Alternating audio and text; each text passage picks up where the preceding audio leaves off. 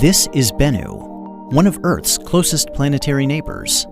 An asteroid roughly the height of a skyscraper. A remnant from the dawn of the solar system made of carbon-rich rocks and boulders. And since late 2018, the place that NASA's OSIRIS-REx mission has called home. When OSIRIS-REx arrived, it began wrapping Bennu in a complex web of observations, starting with a preliminary survey of its size, shape, mass, and spin. On New Year's Eve, OSIRIS-REx was captured into orbit by Bennu's minuscule gravity, making it the smallest world ever to be orbited by a spacecraft. In early 2019, it broke orbit to conduct a detailed survey. A series of sweeping passes allowed OSIRIS-REx to study geological features at different latitudes and times of day, enabling stereo imaging and landmark-based navigation. During the detailed survey, OSIRIS-REx globally mapped Bennu at only 5 centimeters per pixel, the highest resolution of any planetary body, including Earth.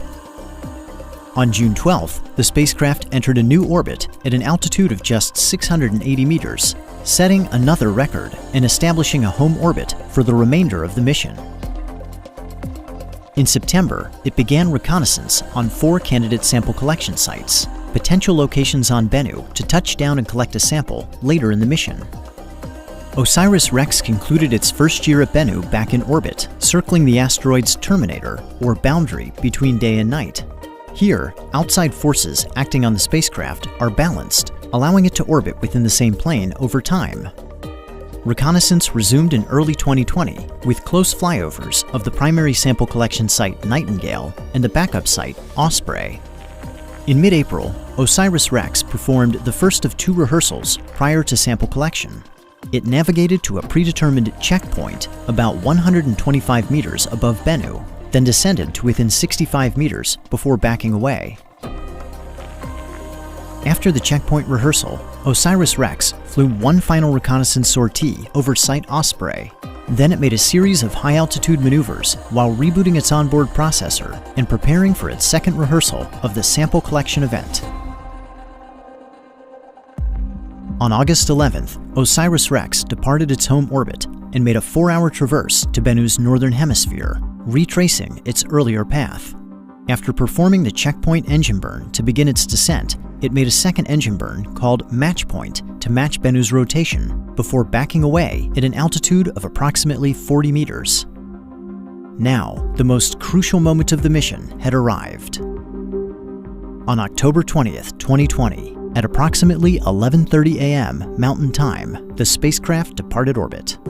A few hours before, mission controllers on Earth had sent the commands for the Touch-and-Go Sample Collection Maneuver, or TAG. As they watched with anticipation, OSIRIS-REx steered itself to sample site Nightingale, maneuvering toward the small crater at the walking pace of a spider. At 4:11 p.m., the mission received confirmation. OSIRIS-REx had touched down and collected its sample. Following TAG, the spacecraft drifted to a safe distance away from Bennu.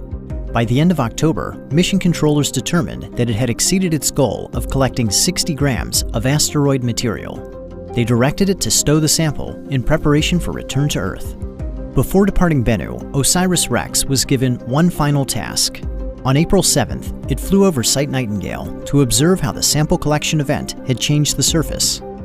And with that, OSIRIS-REx had recorded its mark on Bennu and spun the last strand of its web.